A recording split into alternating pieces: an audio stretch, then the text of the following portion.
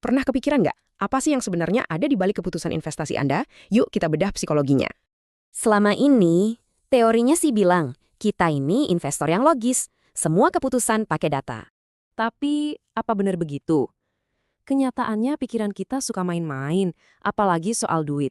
Nah, disinilah muncul behavioral finance. Bidang ini sadar kalau kita itu nggak selamanya rasional. Jadi, kalau bukan logika, terus apa dong? Yuk kita intip aturan main tersembunyi di otak kita. Kuncinya ada di teori prospek. Ini yang bikin kita lebih takut rugi daripada senengnya dapat untung. Ada lagi nih, namanya mental accounting. Ini yang kadang bikin perilaku keuangan kita jadi agak aneh. Jadi kita pisah-pisahin duit ke pos-pos mental. Terus, tiap pos kita nilai sendiri-sendiri. Nah, jalan pintas mental ini yang menciptakan pola-pola bias. Dan ini kena ke hampir semua investor loh.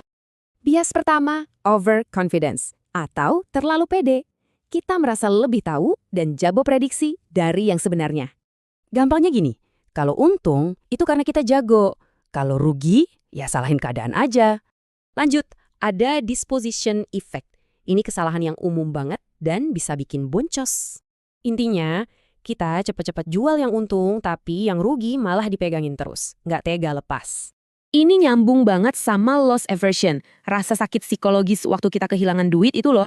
Rasa sakit karena rugi itu rasanya lebih nyesek daripada senangnya untung. Jadi kita cenderung hindari resiko.